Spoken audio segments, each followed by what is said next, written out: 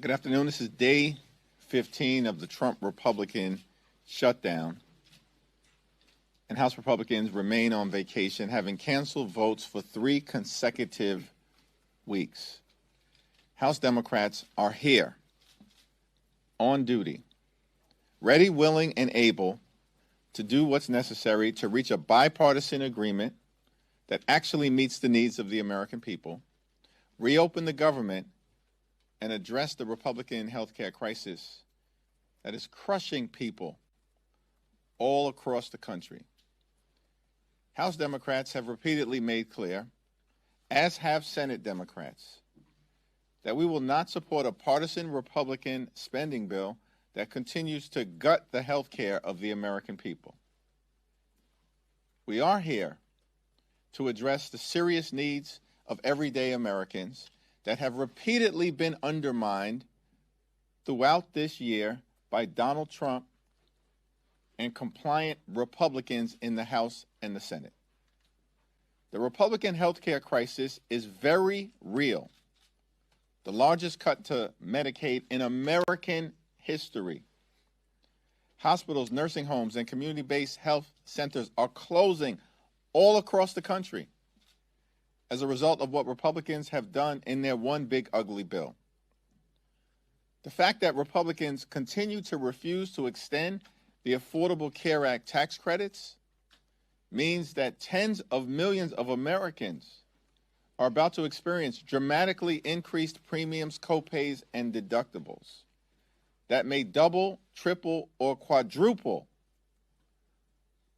meaning many will pay thousands of dollars more per year, which will make their health care unaffordable. Republicans have also set in motion a $536 billion cut to Medicare that will occur at the end of the year if Congress doesn't act because of toxic provisions in their one big ugly bill. Medical research has effectively been halted in the United States of America. And Republicans are proposing dramatic cuts to the Centers for Disease Control and the National Institute of Health. We're witnessing an all-out Republican assault on the health care of the American people. It's unacceptable, it's unconscionable, and it's un-American. And that's why Democrats are standing up and fighting to decisively address this crisis that our Republican colleagues continue to visit on the American people. It's now my honor to yield to the distinguished whip, Catherine Clark. Thank you so much, Mr. Leader. Here we are again. Another no-show week for Republicans, another week closer to the ACA open enrollment period, another week closer to a catastrophic GOP-made healthcare cliff. This is a solvable problem, but it is an urgent problem, and we need Republicans back in D.C. at the table and negotiating. And that needs to happen now. Despite what Mike Johnson says, we do not have an eternity to deal with this. Families are already finding out their premiums are about to skyrocket. Parents are realizing they cannot afford to stay insured. Let's take Shauna Verstegen. She's a mom of 2 in Wisconsin who says she is sick to her stomach because her monthly premiums are about to rise by $800 a month. That's $9,600 a year. And for what? So Republicans can cut taxes for the billionaire class at the expense of everyone else. And I mean everyone. This is not about party or ideology or geography. Let's ask Alan Reynolds, a proud Florida Republican.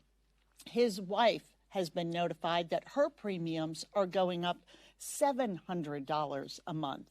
Alan said, I voted for Trump. I did not expect this.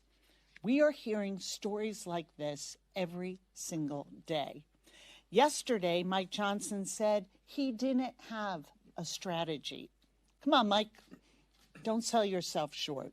You do have a strategy. It's the same strategy the Republicans have always had. Repeal the Affordable Care Act, take from working families, raise their costs, defund their health care, and give that money, all that money, to the very, very wealthiest Americans. It is a losing strategy. It is an unpopular strategy. So, Mr. Speaker, for the sake of your own constituents and mine, why don't you try a new strategy? Come back to work, take a seat at the table, and let's stop this healthcare crisis you created before it's too late. And now it is my pleasure to yield to the outstanding chairman of our caucus, the gentleman from California, Pete Aguilar.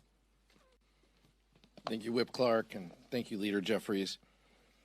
As you know, as the whip just laid out, the Republican-controlled House has not voted since September 19th, nearly 1 month ago. And in that time, House Republicans have continued to be on vacation. They haven't been holding town halls, they haven't been finding out ways to reopen government, and they haven't been working to save Americans' health care. Republican Representative Kevin Kiley from California even called the Speaker's decision to adjourn the House embarrassing and the wrong decision. What have Trump and Republicans been doing for the last few weeks? Refusing to work with Democrats, digging in deeper into their anti-healthcare position, threatening federal workers, and even offering a bailout to Argentina to the tune of $40 billion in taxpayer money. Yesterday, the Speaker admitted that he didn't have a strategy, and when it came to his position, just that he would not negotiate. Well, Democrats have a strategy. Work with us in a bipartisan way to fund government that keeps health care, lowers the cost of health care, and ensures Americans keep their coverage. If Republicans fail to come to the table, health care for constituents in red districts and in purple districts and in blue districts will continue to spike. Republicans are acting as if their own constituents won't be hurt by their decisions and the recklessness that they've created. But the truth is, thanks to the big ugly law and the looming expiration of the ACA tax credits, everyone is going to see their health care costs increase. In some states, Americans are already seeing the premium sticker shock when shopping for their health care plans for 2026. Soon, this will be rattling households all across the country. Enough is enough. It's time for Republicans to get serious, to work with us, to save health care. The country and their constituents are watching. Leader Jeffries. Thank you, Catherine. Thank you, Pete. Questions? Leader Jeffries. Pete. Yeah. Thank you, first of all, for coming on Fox News. We really appreciate it. We hope it's the first of many more interviews to come. Second, just on the question that I asked you outside, this video, I don't know if you've seen so far, but there's this video circulating that shows a group of Democratic lawmakers go to the Speaker's office, mess with the signs in his foyer, and then one of the lawmakers can be seen yelling at one of the Capitol Police officers. I'm just wondering if you agree with that kind of fight. I know that Democrats are trying to fight, but also how would it feel if Republicans did that at your office? I haven't seen the video, so I'm unfamiliar with the characterization that you are presenting. Congresswoman Nanette Barragan has issued a statement on the incident, and I think her statement speaks for itself. But what do you think about it? Same answer. Thanks. Have you spoken to the Congresswoman about the incident or U.S. Capitol Police? Briefly. Thanks. Do you think any action should be taken on that if you speak with Capitol Police? Congresswoman Barragan has issued a statement as it relates to the matter. I look forward to a subsequent conversation with her as well as the Capitol Police. I have nothing to say about the situation that I haven't seen unfold on video at this moment. I have it on video if you'd like to see, because I think other reporters are going to Thanks ask. a lot. Thank you, Leader Jeffrey. Given the recent court-issued restraining order against Representative Corey Mills just wanted to get your message, get any message from House Democratic leadership about kind of what does it say that your Republican colleagues have kind of remained silent or kind of dismissed the allegations that have come out against one of their members? Just what are your general thoughts about the situation? I want to yield to Catherine Clark on this issue, but this is Domestic Violence Awareness Month. Domestic violence is a serious issue in this country for women all throughout America. And the notion that House Republican leaders would dismiss the seriousness of what is clearly emerging as an untenable and frightening situation relative to Representative Mills is irresponsible. And the Congress should be better than that level of dismissiveness that has been on display amongst my Republican colleagues. Thank you. The allegations against Representative Mills are disturbing, but as the leader said, it is the response from Speaker Johnson that is not the first time of dismissing allegations, a restraining order that's been put in place as somehow not a serious question. And it is the same way he has approached this entire healthcare issue. And it is a crisis that will be felt by every single hardworking American in this country, but it is going to be felt first and hardest by women in this country. And his refusal to come and even negotiate, his saying that health care is some sort of, ancillary issue to what we're dealing with here, his allowing government to shut down in order to say it's my way or the highway. And what we are watching happening to women is really, it is chilling to watch. If you take the fact that since the Republicans have enforced abortion bans, we have 1/3 of all the counties in this country, there's no safe place to have a baby. There is no obstetric care in 1/3 of all our counties. And in some states like Georgia, that's more like 50% of their counties. We are saying to women that all the gains that they were able to make when they can have health insurance and not worry about being a human pre-existing condition that denied care in the past to many women, that you are now able to afford and find health care. And we're saying, not for you, not for you, not for your family. And when, about 40% of all births, and that's far higher in Mike Johnson's district, are covered by Medicaid. It's almost 65% of the births in Louisiana. And we're saying that, those cuts to Medicaid, this will just somehow trickle down from the billionaires and provide health care, reopen maternity wards across this country. We hear the dismissal. The American people hear the arrogance and the dismissal that is in all of this messaging. And the American people are making note that if you do not have 9 zeros behind your account number in your savings or checking account, you don't count. And that message to American women, and just writing off these serious allegations against a sitting member of Congress as something frivolous and a ridiculous question, speaks volumes of where they value their constituents, and especially women, in this month, as the leader pointed out, that is Domestic Violence Awareness Month. So we hear the message loud and clear, Mike Johnson. We hear it from the GOP. We don't matter, but we're going to keep showing up and do our jobs. We're going to come and fight for the American people so that they get health care and can live with security in their homes, in their communities, and know that they can afford to provide a decent life for their families. The dismissiveness that we saw on display earlier today is consistent with what Republicans did earlier this year in passing their one big ugly bill, the largest cut to Medicaid in American history,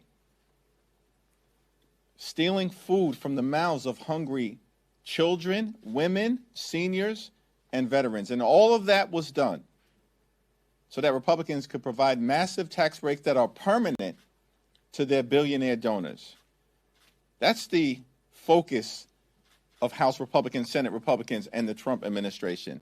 Hurt everyday Americans, including women, infants, and children, in order to reward their billionaire donors. That's unacceptable to us. We believe the American people find it unacceptable, and they will be held accountable.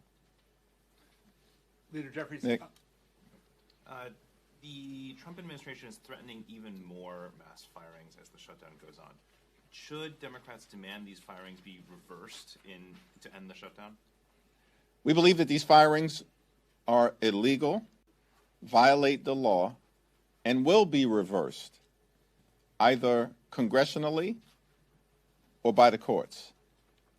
Donald Trump and his toxic, corrupt administration have been firing federal employees since the beginning of his presidency. And to the extent that they're pretending as if the shutdown has anything to do with the continuation of that effort is a laughable proposition. It's disturbing that they're using hardworking federal civil servants as political pawns to continue their toxic approach to undermining the ability of the federal government to deliver services effectively and efficiently to the American people. It appears that Donald Trump and the administration thought that they were going to somehow bully, threaten, and intimidate Democrats into backing down from our position that we need to decisively address the Republican health care crisis. The Republican efforts to intimidate the American people have failed. And that's why we maintain the position that the only way forward is for Republicans to finally decide to sit down with Democrats, negotiate a bipartisan path forward, reopen the government, pay our hardworking federal employees, and address the health care crisis that Republicans have created that is actually devastating hardworking American taxpayers all across the country, including in rural America. That's an unacceptable situation that the country finds itself in right now, which is why we believe we're standing on the right side of the American people. Thank you. The Affordable Care Act is about 15 years old, and we keep seeing it come up here in Congress, in campaigns. Why do you think this is such a divisive issue among Democrats and Republicans after all this time? It's not a divisive issue for Democrats. It's not a divisive issue for independents. And it certainly isn't a divisive issue for the American people. The overwhelming majority of the American people, more than 70%, strongly support the Affordable Care Act and the continuation of the Affordable Care Act tax credits because they understand the importance as it relates to making sure that every single person in this country, every single hardworking American taxpayer can see a doctor when they need one, or when their children or their family needs to go see a doctor and get the health care that they need. Republicans are the ones who have been continuously obsessed. They really need an intervention as it relates to their obsession connected to the Affordable Care Act. Republicans have now tried to repeal the Affordable Care Act more than 70 times over the last 15 years. They've failed every single time. And yet they continue to try to rip health care away from the American people, including their own constituents. The top 5 states that benefit from their residents getting health care as a result of the Affordable Care Act tax credits are all states won by Donald Trump. They include West Virginia, Wyoming, Alaska, Tennessee, and Mississippi. 45% of the people who are on the Affordable Care Act right now are Republicans. 35% Democrats and 20% independents. The Affordable Care Act should not be a partisan issue. It's an American issue. Healthcare is an American issue. Protecting hospitals, nursing homes, and community-based health centers, that's an American issue. Standing up for Medicare and Medicaid, as Democrats are doing, that's an American issue. And it's perplexing to us that Republicans refuse to spend a dime to protect the health care of the American people. But somehow the Trump administration found $40 billion to bail out a right-wing wannabe dictator in Argentina in ways that are also going to continue to hurt our soybean farmers in Iowa and in the Midwest. That's outrageous. This is corruption in real time. It's having serious consequences on the American people. Pete? Good. All right. Questions? Okay. Leader Jeffries, will you attend a No Kings rally on Saturday? And what do you think of Speaker Johnson and other Republicans calling these Hate America rallies?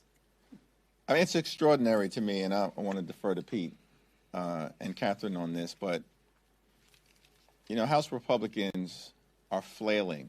These people have been on vacation for 3 consecutive weeks. In fact, going back to the end of July, because of decisions made by House Republican leadership, the Congress has only worked for about 15 days. That's extraordinary. And then Republicans and Donald Trump shut the government down, and they're forcing hardworking federal civil servants to work without pay or to be furloughed. Like, Republicans are not serious about solving problems for the American people. They're creating problems.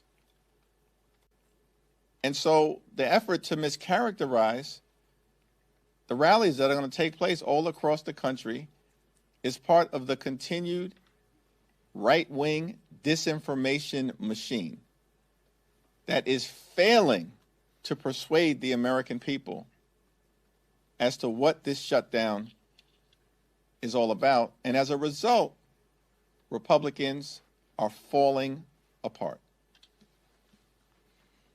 I'll be at a rally. I'll be holding an American flag in my hand as well.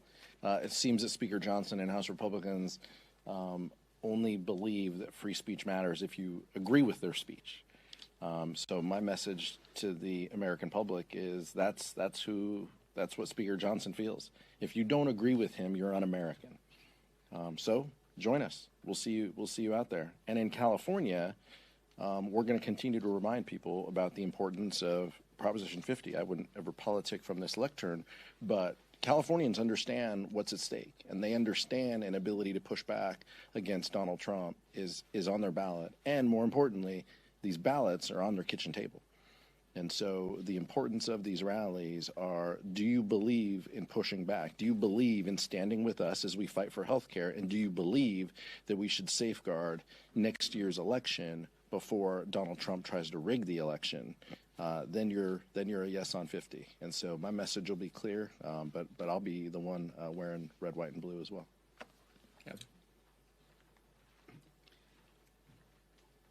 Just think about where we are, where millions of Americans are coming out to say, we elect presidents, we don't have kings.